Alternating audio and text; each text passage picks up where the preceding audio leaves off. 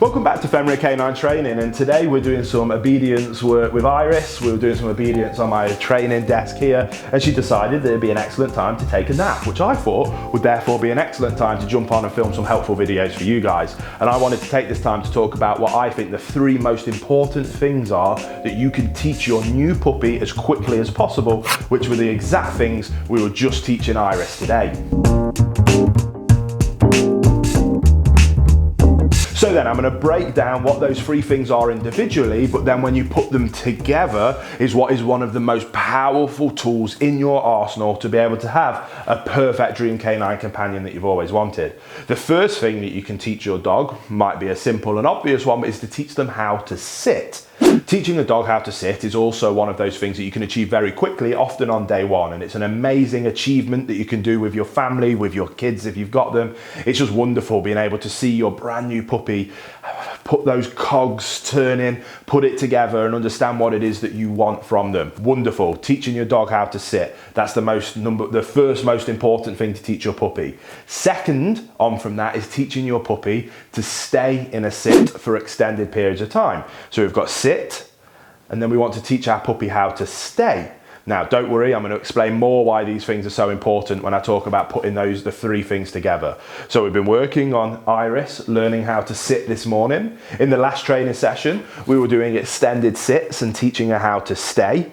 And then later on in today's session, for the final training session of the day, when she decides to wake up from her nap, we're going to teach her the third most important thing, and that is a break command. So we're going to teach her to sit, stay, and break. And for me, those three things are the most important things that you can teach for your new puppy. Not only are they wonderful, simple obedience tricks, but they have widespread ramifications for every area of your dog's life.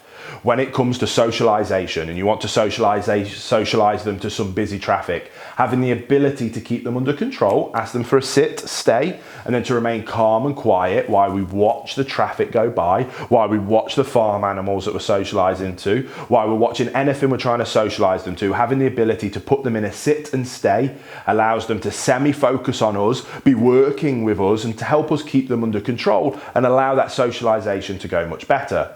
Then on from that is where it gets magical, and that is around manners as well as leadership, guidance and direction.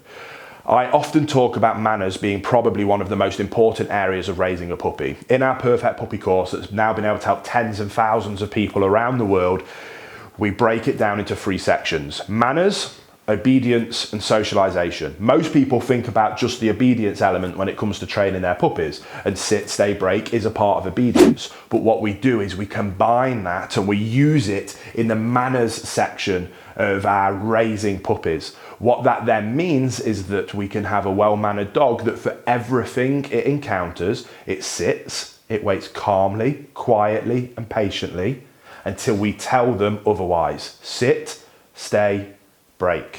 It's wonderful. Let's give you an example. Somebody comes round to your house and opens the door. You haven't trained your dog well and your dog is jumping up them, being an absolute nightmare, displaying terrible manners. A dog with a good sit, stay, break, somebody comes to the home, you ask them to sit, they wait quietly, calmly with good manners using our stay until we welcome that person into our house. You can give them a drink, you can have a sit down, or while your dog's on a sit and stay, then you can allow them to break, where they can then calmly come up and greet the visitor. Sit, stay, break.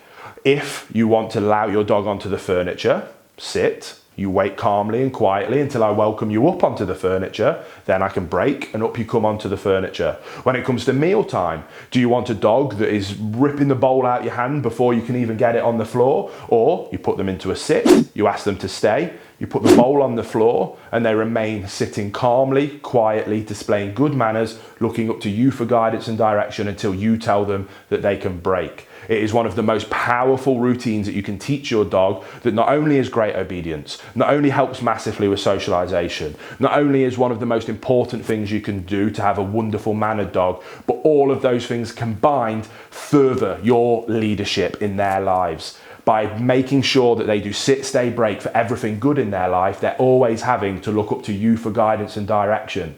By looking up for you for guidance and direction and waiting for you to tell them that they can break, every single day, lots of different environments and situations, you can instill that you are their loving, calm, consistent leader, and that'll allow you to have the dream canine companion that you've always wanted. So the 3 most important things you can teach your puppy: sit, stay, break.